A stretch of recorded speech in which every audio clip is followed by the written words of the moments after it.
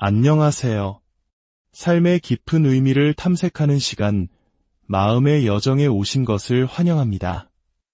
오늘 우리가 함께 나눌 이야기는 믿음에 관한 것입니다. 여러분에게 믿음이란 무엇인가요? 눈에 보이는 기적과 놀라운 표적을 통해서만 얻어지는 것일까요? 아니면 그보다 더 깊고 조용한 확신에서 비롯되는 것일까요?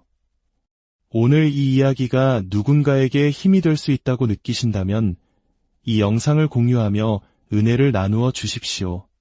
저희 채널을 구독하시면 이 깊은 묵상의 여정을 계속 함께 하실 수 있습니다. 이 말씀을 듣는 모든 분들에게 하나님의 평강이 함께하기를 기도합니다. 우리는 때로 하나님의 사랑과 복음의 기쁜 소식을 전하려 할 때 마치 벽에 대고 말하는 듯한 공허함을 느낄 때가 있습니다. 그리스도께서 우리의 모든 죄를 대신 지셨고 그 구원은 우리가 어떤 대가를 치르는 것이 아니라 오직 선물로 받을 수 있다는 진리를 전할 때 말입니다. 어떤 이들에게 이 메시지는 마치 바람 빠진 테니스공을 벽에 던지는 것과 같습니다. 힘차게 튕겨져 나오기는커녕 힘없이 바닥으로 툭 떨어져 버리죠. 하지만 놀랍게도 전혀 기대하지 않았던 곳에서 우리의 메시지가 깊은 울림을 주는 순간을 경험하기도 합니다. 화려한 술집의 소음 속에서 혹은 세상의 근심에 찌든 사람들의 지친 눈빛 속에서 복음은 오히려 날카롭게 파고들어 그들의 마음을 사로잡습니다. 어쩌면 그들은 이미 많은 것을 배우고 스스로 안다고 생각하는 이들이 가진 선입견이라는 장벽이 없었기 때문일지도 모릅니다. 제가 대학 시절 캠퍼스에서 흥미로운 설문조사를 한 경험이 있습니다. 다양한 전공의 학생들에게 신의 존재에 대해 물어보는 것이었죠. 결과는 놀라웠습니다. 물리학이나 기계공학처럼 우주의 법칙과 질서를 탐구하는 학생들은 대부분 신의 존재를 믿는다고 답했습니다. 하지만 심리학, 사회학, 정치학과 같이 인간과 사회를 연구하는 학과의 학생들은 거의 대부분이 신을 믿지 않는다고 답했습니다. 이것이 과연 우연일까요? 어쩌면 인간의 이성과 지식이 때로는 더 큰 진리를 보지 못하게 하는 가림막이 되는 것은 아닐까요? 오늘 우리가 함께 읽을 요한복음 4장의 이야기는 바로 이 믿음의 본질에 대해 깊은 질문을 던집니다. 예수님께서 사마리아에서 이틀을 머무신 후 당신의 고향인 갈릴리로 돌아오셨습니다. 성경은 예수님께서 친히 선지자가 고향에서는 높임을 받지 못한다고 말씀하셨다고 기록합니다. 아마 우리 한국 사람들이 흔히 말하는 등잔 밑이 어둡다는 속담과도 같은 이치일 것입니다. 하지만 갈릴리 사람들은 예수님을 환영했습니다. 그들이 예루살렘 명절에 갔을 때 예수님께서 행하신 놀라운 일들을 직접 보았기 때문입니다. 그들은 예수님의 가르침이나 인격이 아닌 그분이 행하신 기적, 즉 표적을 보고 그를 받아들였습니다. 바로 그때 예수님께서 가나에 계시다는 소식을 들은 한 사람이 있었습니다. 그는 왕의 신하였고 그의 사랑하는 아들이 가버나움에서 죽어가고 있었습니다.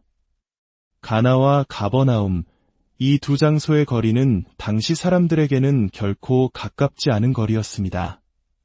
건장한 남성의 걸음으로도 꼬박 8시간은 좋게 걸리는 고되고 힘든 길이었습니다.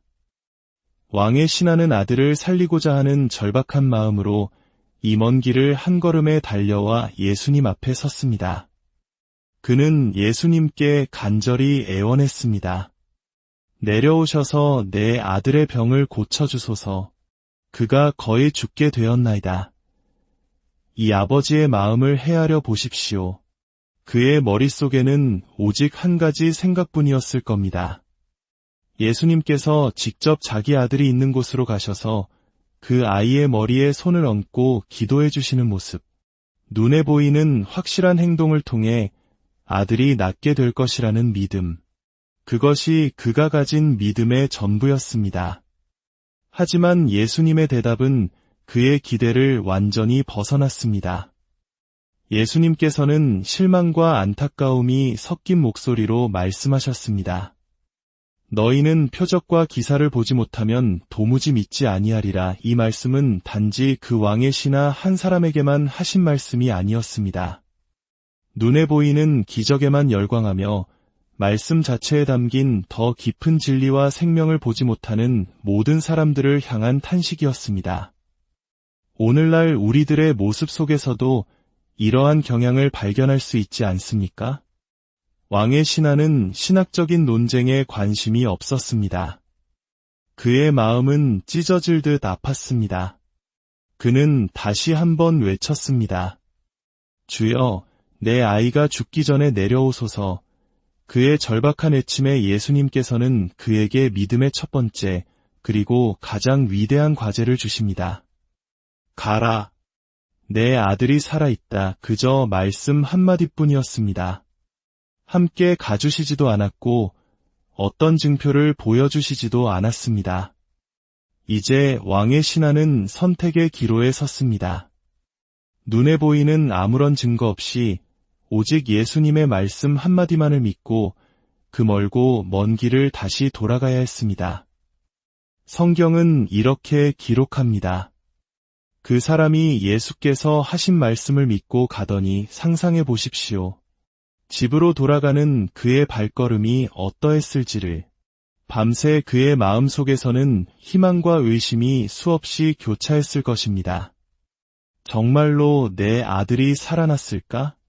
혹시 내가 헛된 희망을 품고 돌아가는 것은 아닐까? 인간적인 불안감이 그의 마음을 끊임없이 흔들었을 것입니다.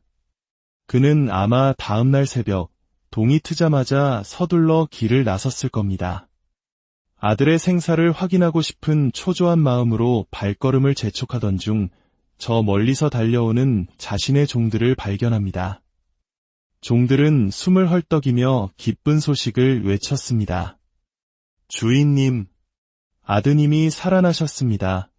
그는 떨리는 목소리로 물었습니다. 언제부터 낫기 시작했느냐? 종들이 대답했습니다.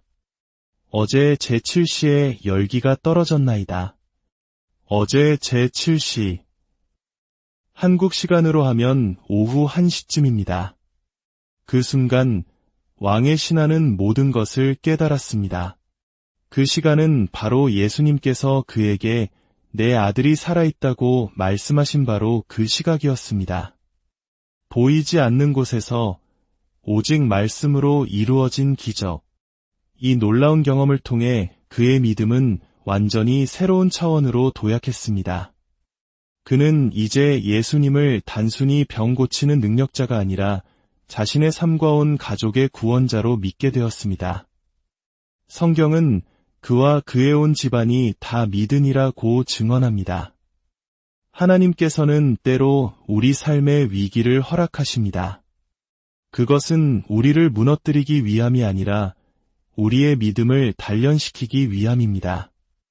믿음은 근육과 같습니다.